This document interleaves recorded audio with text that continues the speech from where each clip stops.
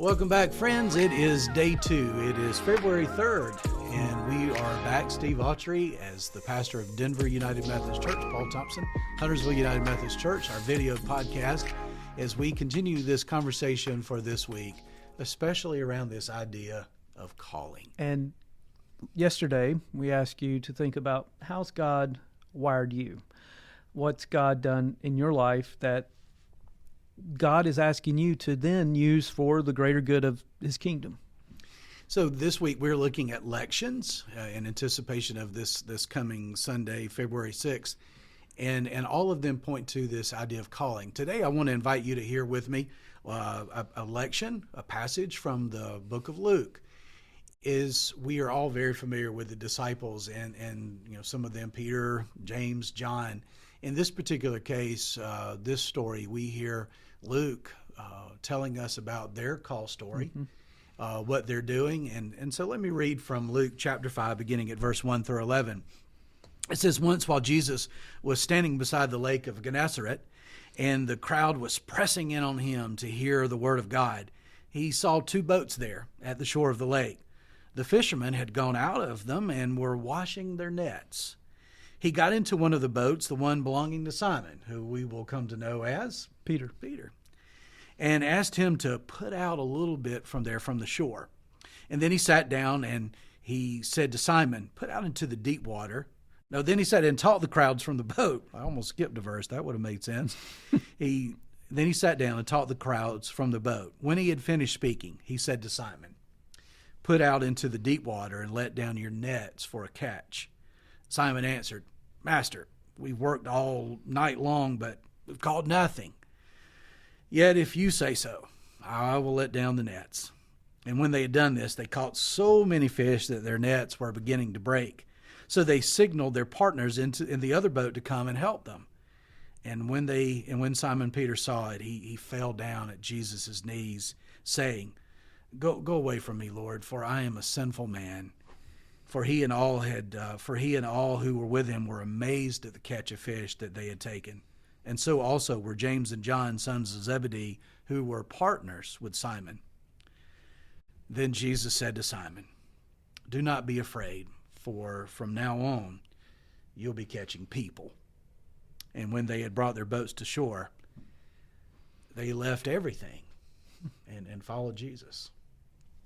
Hi, Steve. Every time I read these, and I imagine Simon, the sons of Zebedee, working for their fathers in the fishing business. They encounter this man, Jesus. They have this miraculous catch, and all Jesus has to say is, "Come on, boys, follow after me." Well, I can't help but think how ticked off the dads would have been. That's exactly like you my just point. left, You just took my help, right? And you left all these fish laying. No, but they did. It says they left everything, which means that huge catch that would have been very valuable. They walked away. From Having grown up in a family business with my brothers and my dad, I would say my dad would be pretty ticked off if some wandering prophet came by and said, "Hey, stop digging those holes and follow me," and we just up and left.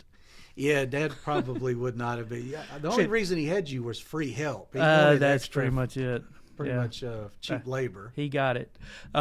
Actually, I think it cost him a lot more in the long run. In the long run. But that idea that Jesus comes and finds them where they are in the midst of their lives. You notice they don't travel to a special conference, or there's not a revival. There's not, oh, by the way, Jesus was outside the temple recruiting people. No, he goes and finds them in the midst of their lives while they are doing what they've always done. And I think what we should take away from that is that our sense of calling shouldn't wait to come from a pastor, shouldn't wait to come in some moment when the clouds part and they come down. It is really in the everyday life. Right in the midst of what you are already doing, God's present. Almost that still small voice that's with you at your work, or with you around your family dinner table, with you in conversation with your neighbors. It's that still small voice that often says to us when we are become aware of a need, I might be able to do something about that. Mm-hmm. You know, if a poor education system is the problem, if poverty is the problem, food insecurity, homelessness, when we become aware of those issues, then we start asking the question, what can I do? Yeah. And that's God generated.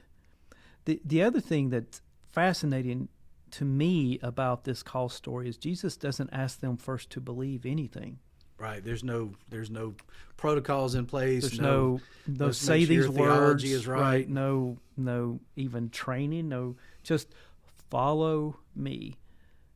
And which to me is a great reminder that Christian ministry is first and foremost about following Christ. That before Paul and I were ever called to lead a church, we're first called to follow Christ. Mm-hmm. And our following of Christ happened to lead us into this role. So the first thing anyone has to do or needs to do is first follow Jesus. Trust that Jesus knows the way to teach us how to live. We're going to get into tomorrow. We're going to tell kind of our call stories, and I'm be delighted to share that with you tomorrow. But I look back at my life, and there was one really important decision I made in high school. I walked into the drama department of our high school, kind of out of a whim. I almost didn't have anything else to do. I had to take an elective, and I look at that inconsequential decision at the time, how consequential it has been for my life. It was God working to prepare me for the work that I believe God wanted me to do. And I think so often God works in that incremental places in our lives. All right, here's the beginning point of faith that, yes, God can call and use you, and then awakens us to what that call will prove to be over years. And that not only that, I mean, God called you out of where in Georgia? Nowhere, man. So, so when you think about the Messiah showing up, and who does the Messiah then need to help him carry out the message of God in the world? He doesn't go to the temple and recruit a priest. Doesn't go down the road to the synagogue and recruit a rabbi. He goes and recruits everyday people. Yeah, I'm proud of where I'm from. I don't want to make light of that, but you recognize that God, in any place, in every place, God has got his hand in those who simply are awakened to the idea that, yes, God can use you. It doesn't matter where you're from, what your background is, what your limitations are, what your baggage you're carrying around.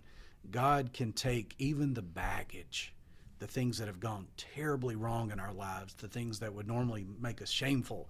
And God says, yep, I'll take and I'll use that, and I'll show you just how great that can actually become. Right. And what happens here is they move from being part of their own personal story into the larger story of what Jesus is doing in the world. Yeah. And as I think about call, I think that I often think about it in terms of story. And so Paul and I both serve on our Board of Ordained Ministry, and we have both served there for many years. And part of what is so important in that work of discerning how people are called into ministry is hearing their story. And this is you're leaving, or your story then becomes aligned with the story of Christ. And the story of Peter, of James and John, their story moves from being, I showed up and I went fishing today and caught nothing, came home, got up and did it again the next day. It becomes dramatically different because they get caught up in the larger story of what God is doing in the world through Jesus Christ. And tomorrow we're going to share a little bit about our stories and encourage you to think about your own story and how God is at work in it. When I come back from those weeks of interviews with the Board of Ordained Ministry, I'm always encouraged that God's still in the calling business. God's still got people not only for the Board of Ordained Ministry to serve as United Methodist pastors, but the people who are faithful in the pews and the chairs.